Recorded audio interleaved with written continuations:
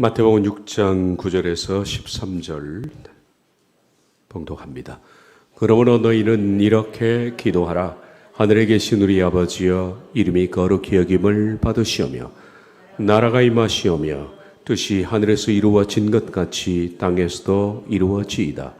오늘 우리에게 일용할 양식을 주시옵고 우리가 우리에게 죄 지은 자를 사하여 준 것 같이 우리 죄를 사하여 주시옵고 우리를 시험에 들게 하지 마시옵고 다만 악에서 구하시옵소서. 아멘.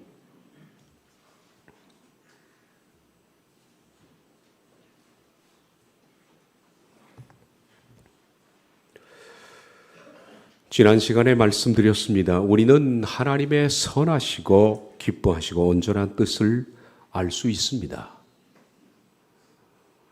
이 말은 상당히 우리에게 우리 마음을 기쁘게 하고 흥분되는 사실입니다.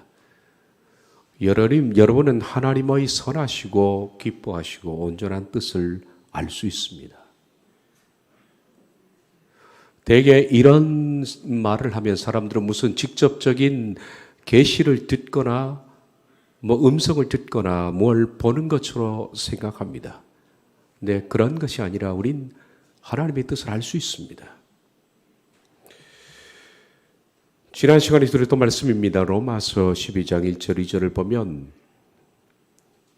맨 마지막에 하나님의 선하시고 기뻐하시고 온전하신 뜻이 무엇인지 분별하도록 하라. 이 말씀은 분별이 된다는 얘기입니다. 충분히. 그런데 전제 조건이 둘이 있습니다. 그것은 첫째, 너희 몸을 하나님이 기뻐하시는 거룩한 산제물로 드리라. 그것은 자아의 죽음입니다. 죽어야 분별이 되는 겁니다. 뜻이. 두 번째, 너희는 이 세대를 본받지 말고 우리가 마음을 새롭게 하려면 세대를 본받으면 안 됩니다. 이 세상의 유행과 풍습과 세상의 가치를 본받는 마음이 있으면 절대 마음이 새롭게 되지 않습니다. 그래서 마음을 새롭게 하기 위해서 세대를 본받지 말고 그리고 마음을 새롭게 함으로 변화를 받으라. 새롭게 한다는 것은 말씀드린 것처럼 혁명입니다. 뒤집어 퍼버리는 겁니다. 분명한 가치관을 세우는 것입니다. 전제 조건은 둘입니다. 자아의 죽음 그리고 마음의 변화입니다. 그럴 때 하나님의 선하시고 기뻐하시고 온전하신 뜻이 분별이 됩니다. 어려운 것이 아닙니다. 충분히 이해가 될 겁니다. 만약에 이런 성경 말씀대로 이렇게 우리가 산다면, 다시 말하면 경건하고 거룩한 삶을 산다면 여러분들에게 놀라운 일들이 발생할 겁니다. 그것은 거룩함의 깊이만큼 하나님의 뜻이 자연적으로 이해가 되는 겁니다.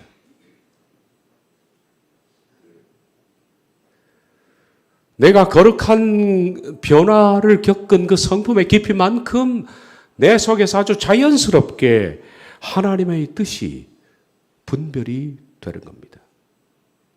얼마나 놀라운 변화인지 모릅니다. 하나님의 뜻을 알 때 우린 뭐가 되느냐? 하나님과 소통이 됩니다. 여러분, 소통이 된다는 게 참 중요합니다. 반대로 말하면 하나님의 뜻을 모르면 우리가 하나님과 불통이 되는 겁니다. 여러분, 우리가 사람과 더불어 살면서, 가깝게는 가족과 더불어 살면서 우리를 정말 답답하게 만들고 고통스럽게 만드는 것, 그 가운데 큰 것 하나가 있는데 그것은 소통이 안 되는 겁니다. 대화가 안 됩니다.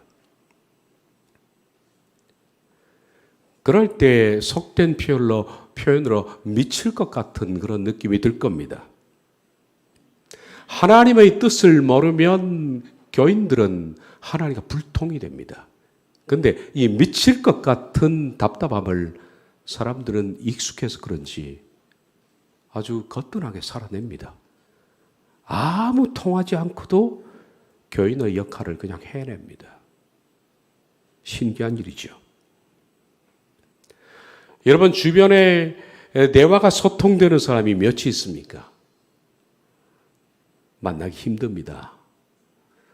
아마 제 생각에는 소통이 한 명이라면 불통은 10명 이상이 되지 않을까라고 생각합니다. 그만큼 대화가 통하는 사람이 별로 없습니다. 나와 너 가까운 사이가 불통이 된다면 그 사람은 가까이 있는 사람이 아닙니다. 그것은 그냥 곁에 있는 타인에 불과한 거죠. 부부가 소통이 안 되면 그 사람은 그냥 한 집에 사는 타인일 뿐입니다. 이거 정말 답답해서 견딜 수가 없을 겁니다. 그런데 이런 사람 참 많습니다. 내 곁에 얼마나 많은 사람이 있느냐, 크게 중요하지 않습니다. 왜냐하면 많은 사람이 중요한 것이 아니라 소통이 되는 사람이 중요한데 소통이 안 되는 사람이 많으면 많을수록 더 답답해지기 때문입니다. 그래서 소통이 되는 친구 한두 명이면 충분히 인생을 살아갑니다. 그런데 우린 많은 사람이 있지만은 불통입니다. 대화가 안 됩니다. 뭔가 벽처럼 막혀 있습니다. 그럴 때 뭘 느낍니까? 불통이 가지고 오는 것은 외로움입니다. 내 곁에 사람이 있는데 소통이 안 됩니다. 외로워질 거예요. 정말 외롭습니다, 그때. 이 부부간에도 서로 많은 대화를 해도 불통인 경우가 많이 있습니다. 안 통하는 겁니다.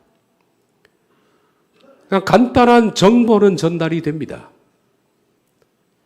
전기세 냈어, 월세는 냈어, 이런 정보 전달입니다. 근데 정보 전달은 소통이 아닙니다.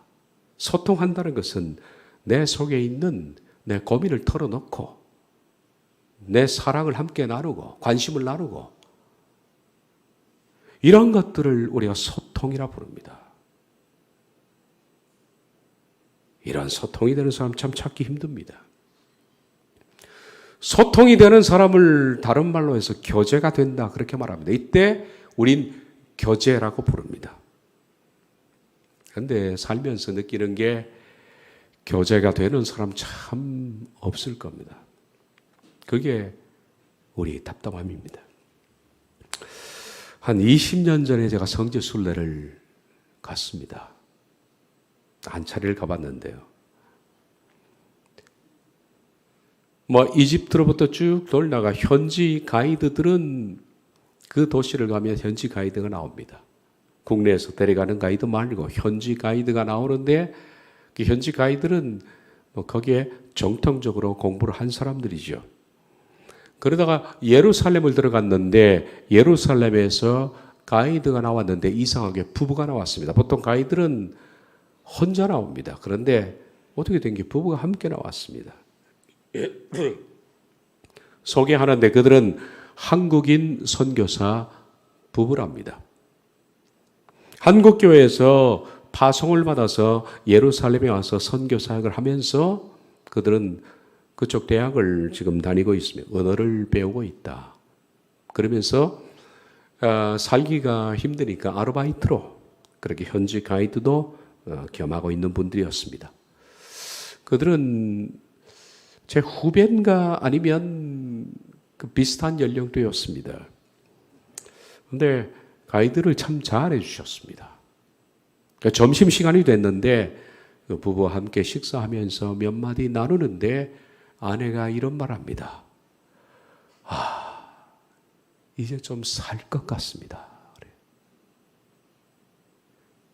그 얼마나 그게 표정이 말입니다. 그랬는지 살 것 같습니다. 왜냐하면 이 부부는 선교사로 예루살렘에 온 지 거의 1년이 됐답니다. 그런데 그동안에 한국 사람과 한 번도 대화를 못했다네요. 말을 못한 겁니다. 그러니 히브리어가 통합니까? 얼마나 답답했겠습니까? 이들은 그동안에 가이드 훈련을 받고서 처음 가이드 배정을 받은 게 우리 팀이었는데 와서 한국 목사들과 대화를 해보니까 이제 살 것 같다는 겁니다. 이제 살 것. 여러분, 이 커뮤니케이션의 부재는 지옥을 경험하게 만듭니다. 그런데 이런 부재는 그 선교사와 우리 사이만 있는 게 아니라 말 통하는 우리 사이에 비일비재합니다. 부부간에도 소통이 안 되는 사람이 허다합니다. 부모, 자식 간에도 소통이 안 되는 사람은 허다합니다. 하물며 우리 이웃일까 봅니까? 서로 대화가 단절되고 말이 통하지 않고 함께 한 공간에는 있고 함께 같은 일을 하고 가까이는 있는데 소통이 안 되면 소통의 불통의 결과가 뭐라고요? 외로움입니다. 답답합니다. 불통이 될수록 사람은 외롭습니다. 그리고 답답합니다. 미칠 지경입니다. 그것은 고통이지요. 하나님의 뜻도 마찬가지입니다. 하나님의 뜻을 모를 때 교인들은 하나님과 불통입니다. 그러니 답답하시죠. 근데 말씀드린 것처럼 이렇게 답답한데 불통인데 전혀 답답하지 않게 살아가는 신기한 교인들이 허다합니다. 하나님 따로 나 따로. 하나님의 뜻을 안다면 뭐가 되느냐? 하나님과 내가 소통이 되는 겁니다. 얼마나 가슴이 뻥 뚫린 것 같은 느낌이 들겠습니까? 서로 부부가 말이 통하지 않아서 서로 소통이 안 되는 부부가 어느 날 비로소 마음이 통하게 될 때 살 것 같아라는 말을 할 수가 있는 것처럼 하나님의 뜻을 알면 하나님과 소통이 됩니다. 살 것 같은 거예요. 살 것 같은 거예요. 소통이 안 되면 답답해 미칠 지경일 겁니다.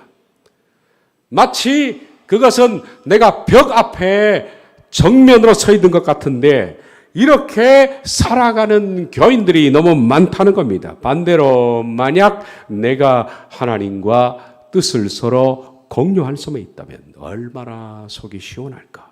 하나님의 뜻을 아는 것은 이처럼 중요한 문제입니다. 여러분은 하나님과 나 사이에 시원하게 소통하며 살아갑니까? 아니면 답답한 채 방치되어 있습니까? 오늘 제가 전하는 말씀을 굉장히 중요하게 생각하십시오. 그리고 부탁하건대 여러분이 설교를 4차례, 5차례 반복적으로 들으셔요. 그리고 핵심적인 문제를 찾아내시면 도움이 될 겁니다. 앞서 말씀드린 것처럼 하나님의 뜻은 어느 날 갑자기 내게 들려오는 음성이나 보여주는 계시가 아닙니다. 그것은 오랫동안에 내가 하나님을 향해서 거룩한 곧 내 자아를 쳐서 죽이고 존재 조건 둘, 자아를 죽이고 세대를 변받지 않고 하나님의 거룩한 사람으로 그 성품이 변화되어 가는 사람들에게 자연스럽게 스며들어오는 분별력이다 라고 말했습니다. 그런 분별력이 있는 사람에게 플러스 하나가 또 있습니다. 신령한 분별력이 보너스로 하나 주어집니다. 그건 제가 말미에서 말씀드리겠습니다.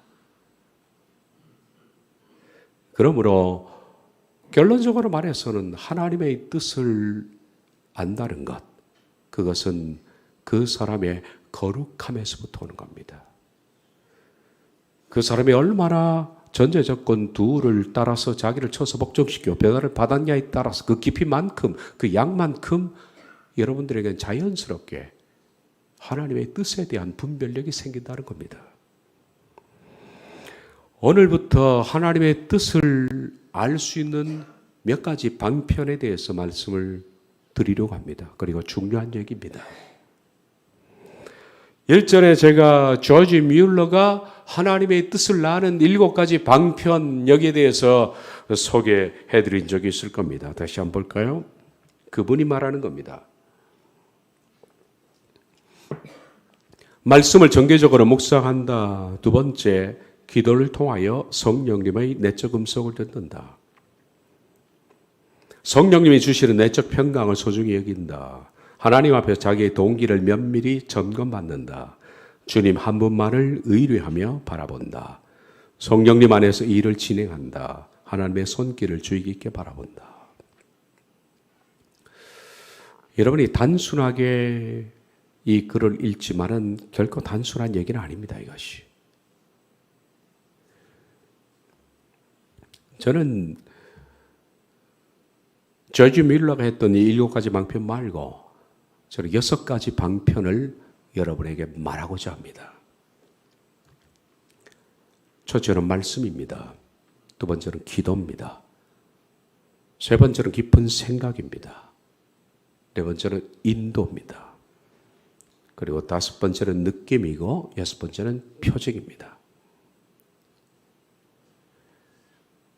시간을 두고 제가 말씀을 해드리겠습니다. 오늘은 첫 번째 말씀입니다. 우리가 하나님의 뜻이 뭔가 알고 싶어 참 궁금하죠. 그런데 여러분, 하나님의 뜻이 어디 있습니까? 성경 안에 있습니다. 아주 간단한 답입니다. 하나님의 뜻은 여러분이 뭔가 들어야 알 수 있는 것이 아니라 성경 자체가 하나님이 우리에게 이렇게 살았으면 좋겠다. 너희는 이렇게 살아라 라고 제시한 하나님의 뜻들입니다. 성경이 곧 하나님의 뜻입니다. 그러므로 성경 속에서 우리 하나님의 뜻을 아는 겁니다. 그런데 이 말씀을 깊이 읽고 묵상한다라는 그 단순한 그것 가지고 하나님의 뜻을 알 수 있는 것이 아닙니다. 그러면 성경 100번 읽으면 알죠. 성경 퀴즈 대 1등 하는 사람이 하나님의 뜻을 알 겁니다. 그렇게 해서 알아지는 것이 아닙니다. 제가 말씀드렸지 않습니까? 성경을 읽는 것은 당연한 겁니다. 읽고 성경 말씀대로 살면서 첫째, 자아를 죽이는 겁니다. 그 두 번째, 세대를 본받지 않고 심령이 변화되는 것입니다. 이 둘을 합치면 거룩함입니다. 성경을 읽고 거룩한 사람이 되었을 때 뜻을 알 수 있다라고 합니다. 여러분, 성경을 읽습니다. 그리고 그 법을 따라서 살려고 발버둥을 칩니다. 어느 순간 내 속에서 거룩한 성품들의 열매들이 조금씩 아주 느립니다. 나는 왜 이렇게 변화가 안 될까? 나는 안 되는 것이야. 발버둥을 치다 보면 1년이 지나고 2년이 지난 사이에 나도 모르게 예수님의 성품이 조금씩 나타날 겁니다. 아, 내가 변화되고 있구나. 혈기가 죽고, 그리고 타인에 대한 감정들, 미운 감정들, 싫어하는 것들, 거부감, 무례함, 이런 것들이 나도 모르는 사이에 죽어져 나가고, 내가 이렇게 편할 줄 몰랐죠. 아름다운 성품들이 조금씩 나타나기 시작합니다. 성령님의 열매입니다. 하루아침에 이것이 되는 것은 아닙니다. 많은 시간 그렇게 살아온 사람들의 발버둥의 결과물들입니다. 그렇게 될 때 그 사람이 내 속에 뭐가 변화가 됩니까? 가치관. 중요한 것에 대한 생각이 바뀝니다. 그리고 생각 자체가 교정이 됩니다. 그리고 또 하나, 성품이 변화되는 겁니다. 성품이 변화된다. 성경을 읽고 회개하여 거룩한 사람으로 성품이 변화됐다는 것은 뭘 말합니까? 다시 말하면 하나님의 생각을 닮아가는 겁니다. 하나님의 성품을 닮아간다는 것은 하나님의 생각을 닮아가는 것입니다. 그럼 성경을 통해서 깨어지고 변화해서 거룩하게 되어 가면 누구를 닮습니까? 하나님을 닮는 것이고 하나님의 생각과 비슷하게 되는 겁니다. 비슷하게 되는 겁니다. 그럴 때 어떤 일이 벌어집니까? 생각이 닮은 사람은 말을 하지 않더라도 서로 보기만 해도 소통이 됩니다.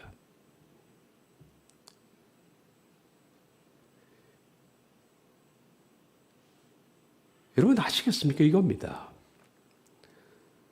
생각이 닮은 사람들, 가치가 같고 보는 관점이 같고 삶의 스타일이 같고 그리고 마침내 성품들이 비슷한 사람들은 굳이 시시콜콜 말하지 않더라도 그가 뭘 뜻하는지 보기만 해도 합니다. 이게 저절로 알아지는 분별력이라 그렇게 말합니다. 그래서 이 분별력은 하루아침에 오는 것이 아닙니다. 성경적인 사람으로 변화될수록 하나님의 뜻이 분명하게 드러난다는 겁니다. 그러므로 첫째, 제가 6가지 방편 가운데 첫째 말씀을 말했는데 말씀은 성경을 읽고 변화의 깊이를 말하는 겁니다. 단순히 성경을 읽고 그냥 읽다 보니까 그 속에서 어떤 글자가 튀어나와서 내게 감동이 되고 막 그 글자가 막 내게 이해가 되고 그래서 하나님의 뜻을 찾아내려고 하는 것은 무당입니다. 그것은 무당적 주술입니다.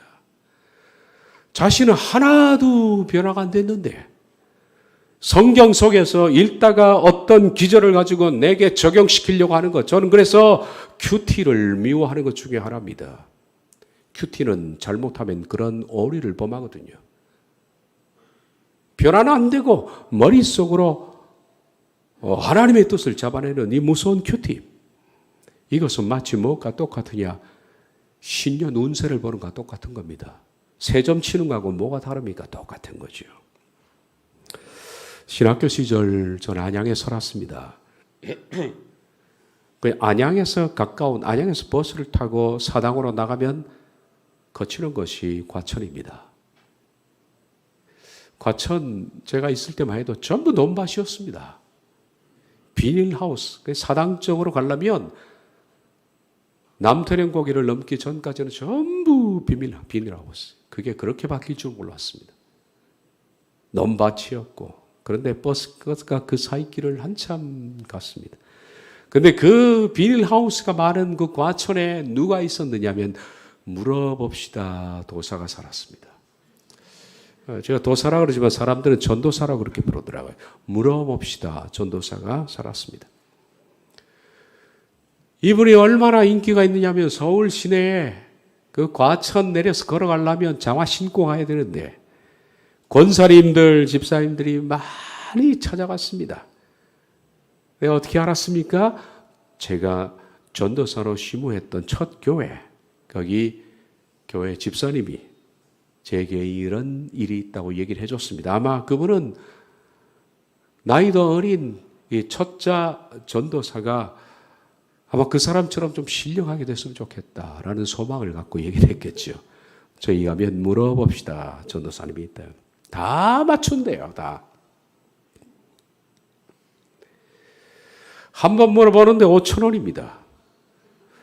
이거 그 당시로서는 적지 않은 비용이었습니다. 제가 형편없는 사례를 받았지만은 전도사 때 첫 월급이 2만 원이었으니까 5천 원이면 그 꽤 큰 돈입니다. 그때 닭 한 마리 튀겨 먹는데 1,200원인가 기억합니다. 그 시절이었습니다. 적지 않은 비용을 내고 가서 물어봅니다. 그러면 그 물어봅시다 전도사는 기도를 한 다음에 제가 한번 해보겠습니다. 성경을 펼쳐서 왼쪽이든 오른쪽이 나오는 첫 문장을 읽고 답을 주는 겁니다. 자, 여러분 뭐가 궁금하십니까?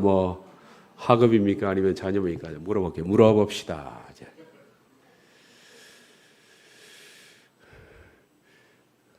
첫 기절이 나왔습니다. 레위기 5장 28절인데 그는 숨없는 암염소를 끌고 와서 그 범한 죄로 말미암아 그것을 제물로 삼아 죄가 있어서 당신은 안 돼. 이제.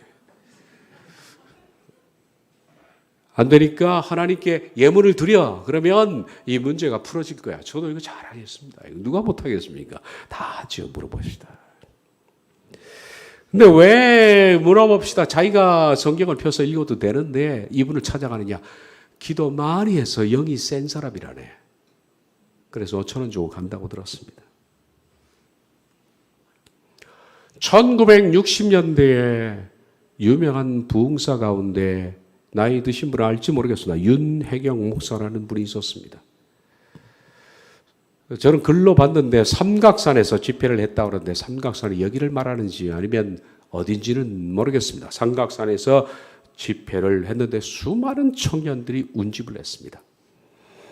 집회가 끝날 즈음 폭우가 내렸고 한 3일 동안에 비가 내리는 바람에 산 밑은 강물이 되었습니다. 사람들이 집을 갈 수가 없는 거예요. 그런데 말씀을 부흥 집회 동안에 받아서 은혜 충만한 세 자매가 그 강물 앞에 서서 말합니다. 우리도 저 강을 건널 수가 있다. 베드로도 강물을 건너지 않았나? 베드로의 하나님은 곧 우리의 하나님이다.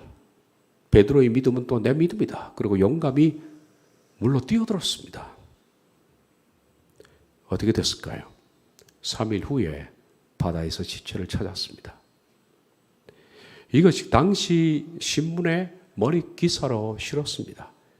거기에 이런 글이 있었다고 합니다. 그들의 하나님은 그들을 구원할 수 없었다. 왜 하나님은 그들의 믿음에 응답하지 않았는가? 이 때문에 그 당시 교회가 크게 곤란해졌다라고 말합니다. 이런 식으로 하나님의 뜻을 찾는 것은 무당입니다. 주술입니다, 여러분. 성경에 하나님의 뜻이 있다는 말씀은 성경을 읽고 변화되었을 때 그에게 생겨 나오는 분별력을 말하는 겁니다. 디모데후서 3장 15절 17절을 보면 중요한 말씀을 하나 봅니다. 성경은 능히 너로 하여금 그리스도 예수 안에 있는 믿음으로 말미암아 구원에 이르는 지혜가 있게 하느니라. 모든 성경은 하나님의 감동으로 된 것으로 교훈과 책망과 바르게 함과 의로 교육에 하기에 유익하니 이는 하나님의 사람으로 온전하게 하며 모든 선한 일을 행할 능력을 갖추게 하려 함이라. 자, 성경은 구원에 이르는 지혜를 준다. 근데 성경은 말합니다. 성경은 그 사람을 교훈하고 책망하고 바르게 해서 또 교육해서 결국 어떤 사람 만드느냐? 하나님의 온전한 사람으로 만든다. 이 과정이 깁니다, 여러분. 10년, 20년, 평생 걸릴 수도 있습니다. 내가 발버둥 치면 안 되는 겁니다.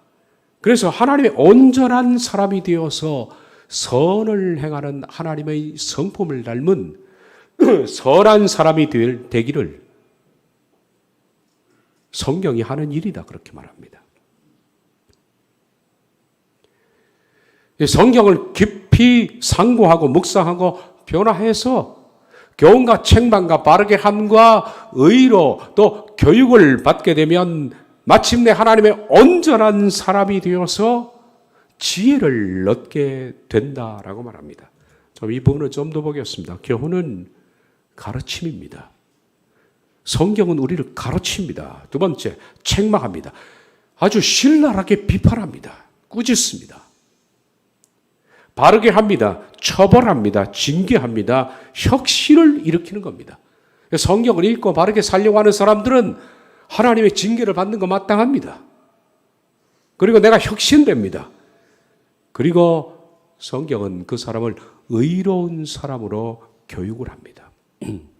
교육한다 할 때 파이데이온이라는 단어는 파이디온이 어떤 아이를 말하면 갓난아이도 있고 젖먹이도 있고 걸음을 떼는 아이도 있고 여러 가지가 있지만 파이디온은 8, 9세 아이입니다. 8, 9세 아이. 그러니까 막 이제 초등학교를 들어가는 그런 아이죠.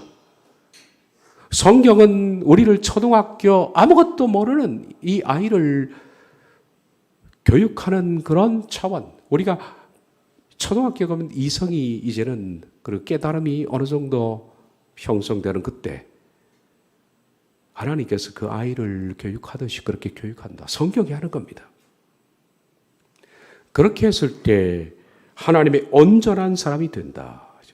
온전한 사람이 된다. 하나님의 온전한 사람이 되면 하나님의 뜻을 어떻게 됩니까? 자연스럽게 분별하게 되는 겁니다.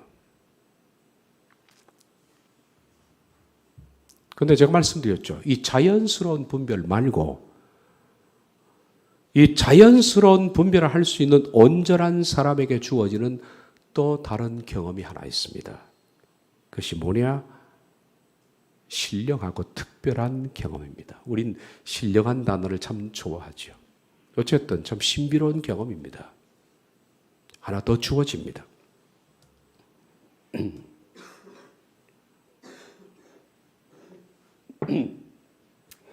온전한 사람이 되었을 때 성경이 그를 교훈하고 책망하고 바르게 하고 마침내 의로운 사람으로 만들었을 때 그게 특별히 주어지는 경험.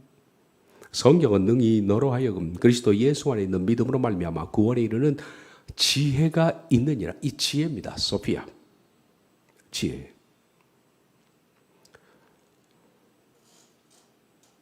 직역을 하면 구원에 이르는 지는 구원을 향하도록 지혜롭게 하는 것이다 라고 말합니다. 그런데 소피아라는 제가 명사고 소피조가 동사인데요. 소피조는 어떤 뜻이냐면 세밀한 가르침입니다. 아주 스케일풀한 그런 가르침입니다. 그리고 우리가 핸드폰에 알람이 오듯이 알림입니다. 우리를 알려주는 겁니다. 이 특별한 경험입니다. 다시 말해서 하나님의 온전한 사람들은 성경을 통해서 일반적으로 하나님의 뜻을 저절로 분별합니다. 그런데 그거 외에도 하나님께서는 특별하게 아주 세밀한 분별력을 줄 때가 있습니다. 이게 참 신비한 부분입니다.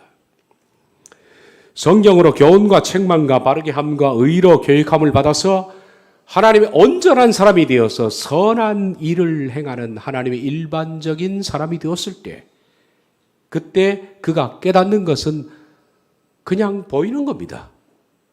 하나님의 뜻이다. 아, 이렇게 사는 것이 하나님의 뜻이구나. 이렇게 살아야 하는구나. 그런 판별이 생기는 것인데 이 판별 말고 어떤 상황 속에서 하나님은 좀 더 세밀하게 말씀하실 필요가 있다. 그게 소피조입니다. 세밀한 표현입니다. 이걸 이렇게 한번 비유해 보겠습니다. 오랫동안에 수십 년 서로 아끼고 사랑하면서 살아온 부부들. 이 부부들은 수십 년을 서로 사랑하며 신뢰하며 살면 거의 생각이 어떻습니까? 하나가 됩니다. 깜짝 놀랄 때가 많죠. 같은 생각을 하고 동시에 같이 생각하고 같이 그것을 생각하고 서로 놀랄 때가 많습니다. 여러분 오랫동안에 함께 살아온 사람들은 성품이 비슷해집니다. 우리가 성경을 통해서 의로 교육을 받고 거룩한 사람이 되면 하나님과 비슷해지는 거예요. 성품이 생각하는 것이 비슷해집니다. 이걸 성화라 부르죠. 부부가 오래 살면 생각이 비슷해집니다. 말하지 않더라도 서로의 바람, 서로의 뜻, 서로의 생각을 다 알고 있습니다. 그런데 서로 이렇게 아는 것 말고 어떤 특별한 문제는 속에 있는 얘기를 꺼내야 합니다. 그리고 내 생각을 말합니다. 이 두 가지 케이스입니다.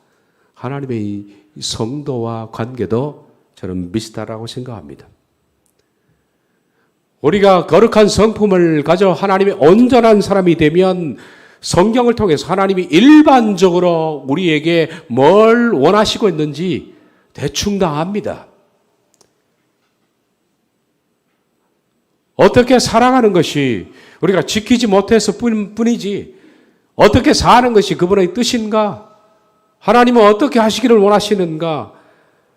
여러분 거룩한 성품을 추구하고 살아온 사람에게 물어보면 생각이 나보다 훨씬 하나님을 닮아 있습니다. 상담은 그런 분에게 하는 겁니다, 여러분.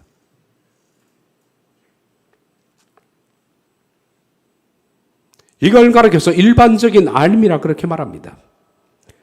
그러나 그럼에도 불구하고 우리가 살면서 혼란스럽고 힘든 상황을 겪게 될 때, 잘 이해가 되지 않을 때, 그럴 때 하나님의 보다 세밀하고 깊은 알림을 받을 필요가 있다. 그게 소피조입니다. 하나님 그렇게 하십니다. 그런데 이건 순서가 굉장히 중요합니다.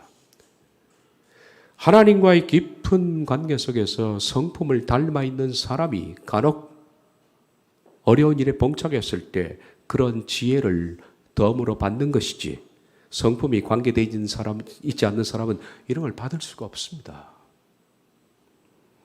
우린 이 둘을 이렇게 설명합니다. 첫째, 일반적으로 그냥 말하지 않더라도 성경을 통해서 변화된 사람이 갖게 되는 지식, 그것은 객관적인 뜻입니다.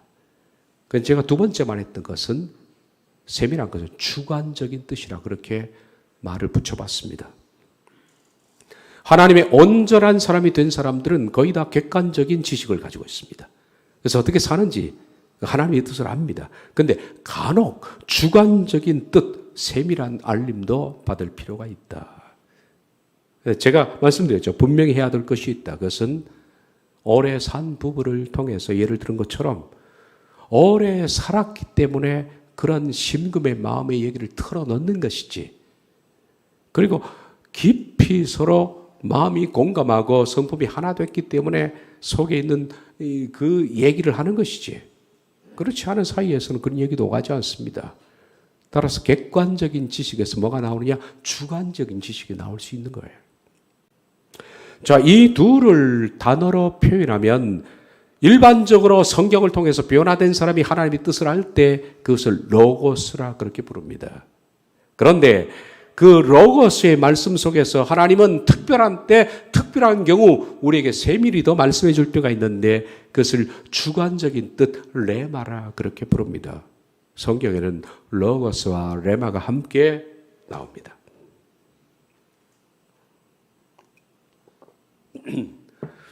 로고스는 주관적인 말씀입니다. 뜻입니다. 그래서 로고스는 하나님이 하신 말씀입니다. 근데 레마는 어떤 상황과 위험에 봉착했을 때 하나님이 로고스에서 내게 그 말씀을 적용할 때가 있습니다. 이것을 하나님이 하시는 말씀입니다. 하나는 과거형이고 하나는 현재형입니다. 그러나 로고스는 레마는 로고스에서 나올 뿐입니다. 하나님이 이 둘을 통해서 자녀들과 소통을 하신다는 겁니다.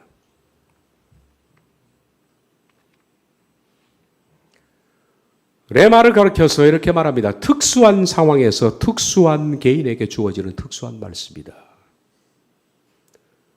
로고스는 일반적으로 하나님이 하신 말씀이니까 성경을 읽고 변화된 사람이 냉철한 이성으로 회개하여 깨달아가는 것입니다.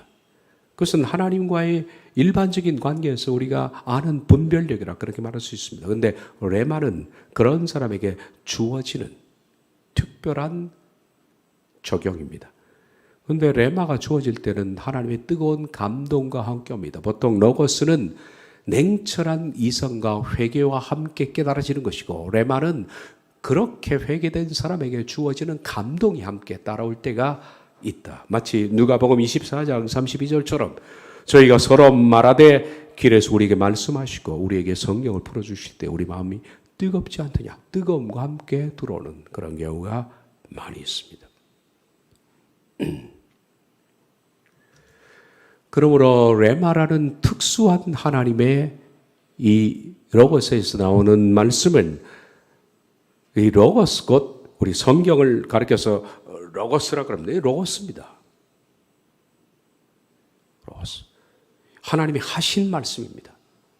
우리가 어떤 사람이 되었으면 좋겠다라고 이 속에 하나님의 뜻을 기록해. 이 로고스입니다. 이 로고스가 오늘날 어떤 환경 속에서 레마로 내게 적용될 때가 있다는 거예요. 여러분, 이런 신뢰에 대해서는 저도 많은 경험이 있습니다.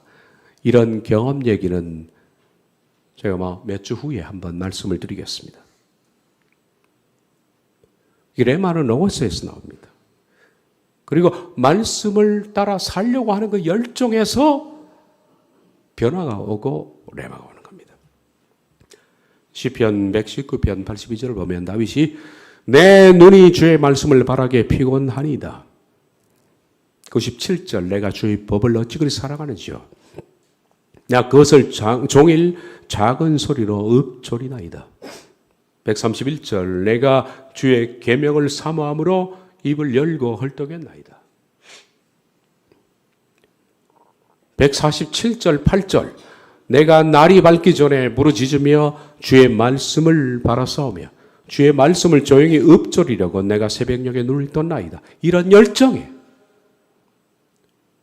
사도행전에도 베레아에 있는 사람들은 데살로니가에 있는 사람보다 더 너그러웠어. 이 너그럽다라는 이 말이 성품적으로 고상하다는 뜻입니다. 옛날 개혁 성경에는 더 고상해서라고 번역. 오히려 개혁 성경이 더 가까운 번역입니다. 더 성품이 고상합니다. 그래서 간절한 마음으로 고상한 성품이 뭐냐? 간절함이 있고 그리고 깊이 상고하는 겁니다. 간절한 마음으로 받고 그러한가 날마다 성경을 상고함으로 말씀에 대한 이 정도의 열정 그리고 말씀을 깨닫고 그 말씀대로 살려고 발버둥을 치고 그 말씀이 교훈과 책망과 바르게 함과 의로 교육해서 하나님의 온전한 사람이 되고자 하는 철저한 회개와 통렬한 깨달음 그리고 마침내 하나님의 온전한 사람이 되었을 때 거기서부터 뭐가 주어지느냐? 그런 사람이 어떤 특수한 상황에 봉착했을 때 하나님은 그가 사랑하는 말씀 속에서 하나님이 하신 말씀 속에서 하시는 말씀을 우리에게 적용할 때가 있다. 그래서 그 부분은 신비한 부분이다 그랬습니다. 이 부분입니다. 98절부터 100절입니다. 주의 계명들이 항상 나와 함께하므로 그것들이 나를 원수보다 지혜롭게 하나이다. 주의 계명 속에서 어느 날 다윗이 원수를 만났는데 원수를 이길 지혜를 여기서 주는 거예요. 로고스에서 뭐가 나왔습니까? 레마가 나온 겁니다. 내가 주의 증거들을 늘 읊조림으로 평소에 그런 레마를 기록된 말씀을 사랑했습니다. 로고스를. 그랬더니 어느 날 스승과의 대화 속에서도 스승을 능가하는 겁니다. 노인을 능가하는 겁니다. 그리고 말합니다. 주의 말씀은 내 발의 등이요 내 길의 빛이니이다. 조금 이따 설명하겠습니다. 내 인생의 빛을 비추는 위기 때 빛을 비춘다. 내가 이거 알고 있던 말씀 속에서 그리고 좀 전에 봤던 디모데후서 3장 15절 성경은 능히 너로 하여금 그리스도 예수 안에 있는 믿음으로 말미암아 구원에 이르는 세밀한 가르침 소피조 이것이 있게 하느니라. 얼마나 말씀을 사랑했으면 그럴까요? 여러분 거저 주어지는 것 아닙니다. 그냥 교회로 왔다 갔다 하고 뭐 적당히 성경 읽고 그런다고 그렇게 되는 거 아닙니다, 여러분.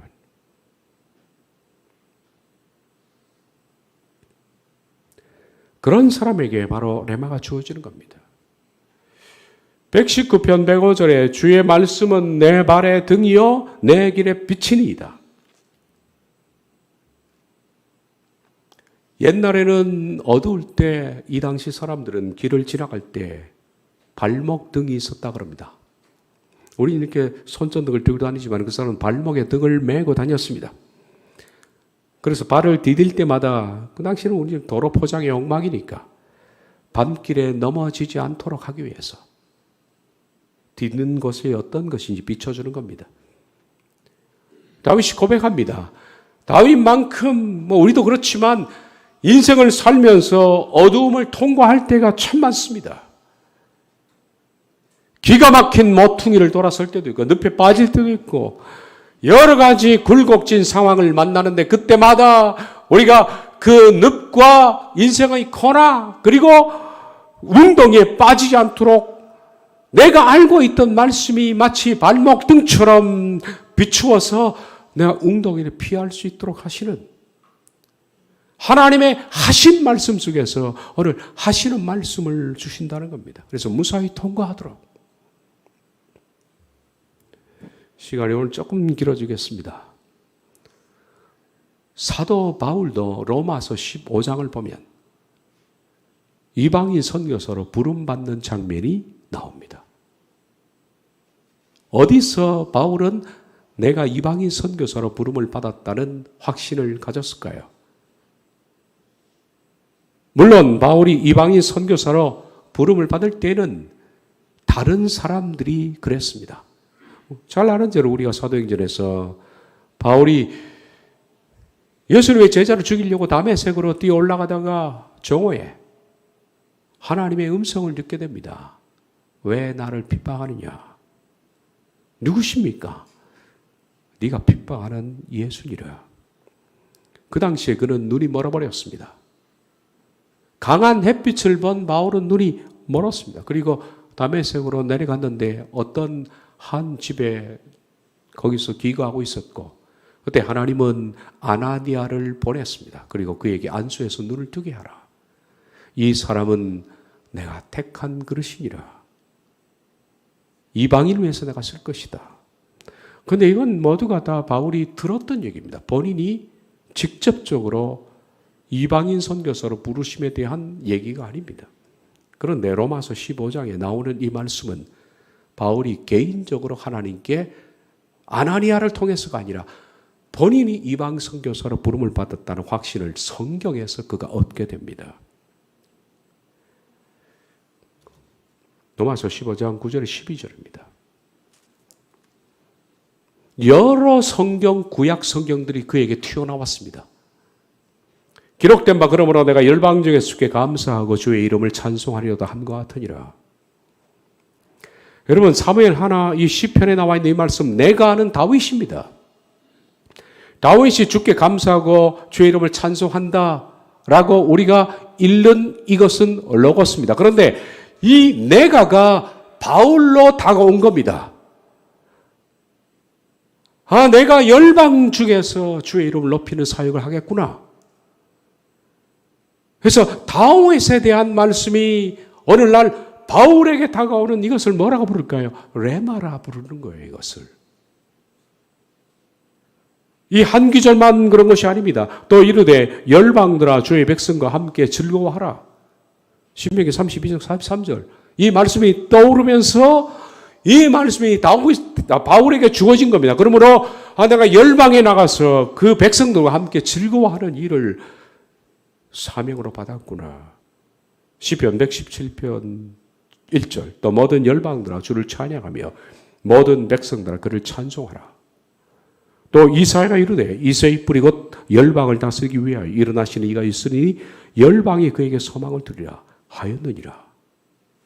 이게 평소에는 그와 관계없는 말씀입니다. 그런데 그에게 관계 있게 다가온 거예요. 그러면서 그가 하나님이 나를 이방 선교사로 부르셨다는 확신을 갖게 되는 겁니다.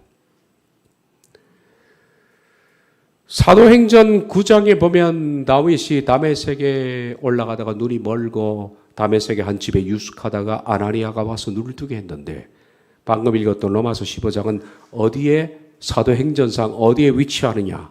아나니아가 안수하기 오기 전 아니면 그 후일 겁니다. 그 사도행전 9장에 들어가야 할 말씀입니다. 이것이. 제 개인적으로는 아나니아가 와서 그의 눈을 뜨게 하기 전일 것 같다라는 느낌이 듭니다. 왜냐하면 하나님 그에게 먼저 이렇게 알려주신 것 같습니다. 이것이 바울이 받은 레마입니다. 바리새인 출신인 바울은 성경에 능통합니다. 성경 다 알고 있습니다. 그런데 그가 이 기록된 말씀, 하나님이 하신 말씀, 로고스 다 알고 있고 다 이해한데 어느 날 이 알고 있는 말씀 속에서 맺기절이 튀어나오기 시작했습니다. 사무엘하 22장 50절, 시편 18편 49절, 신명기 32장 43절, 시편 117편 1절, 이사야 11장 1절, 10절이 갑자기 무슨 퍼즐 게임처럼 튀어나와서 조합해서 이 말씀이 그에게 적용되면서 하나님의 하신 말씀이 나에게 하시는 말씀으로 바뀌며 그를 콜링하시는 겁니다. 이걸 레마라 그렇게 부릅니다.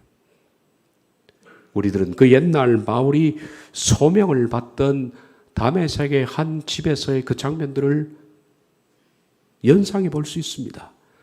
다메섹에서 시록을 읽고 어둠을 헤매고 있을 때 갑자기 하나님은 그의 마음속에 성경을 보내시기 시작합니다. 내가 너를 이방 선교사로 불렀다. 그래서 바울은 아마 심장을 부여잡고 방바닥을 뒹구면서 눈물 콧물 흘리면서 회개하고 그 말씀을 받았겠죠. 유럽을 복음화했던 토인비어 얘기처럼 바울을 태운 배가 유럽을 태웠다라고 한 것처럼 한 사람이 유럽을 정복했는데 그 인간적으로 볼 때 어마어마한 일들을 해낸 사도 바울. 그에게 하나님이 불러내실 때 바로 기록된 말씀에서 나에게 주시는 말씀으로 이 말씀을 사용하셨다는 겁니다. 성경은 능히 너로 하여금 그리스도 예수 안에 있는 믿음으로 말미암아 구원에 이르는 세밀한 알림이 있느니라.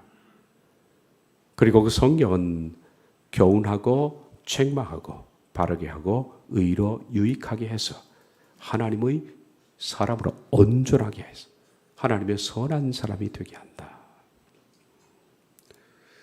하나님의 로고스는 내 이성과 내 생각으로 하나님의 뜻을 바로 깨닫는 겁니다. 그럼에도 불구하고 우리가 인생의 어두운 길을 헤매고 깎아지른 듯한 절벽 같은 인생 그 통로를 지날 때 답답해서 그럴 때 하나님은 그런 사람에게 간혹 하나님의 하시는 말씀을 보내시기도 한다. 그것이 하나님의 우리에게 주시는 하나님의 뜻을 불면하는 6가지 방편 중에 첫 번째입니다. 제가 할 말은 다 했습니다. 여러분이 이 말씀을 몇 차례 더 깊이 숙고하시면서 들었으면 좋겠습니다. 기도하겠습니다.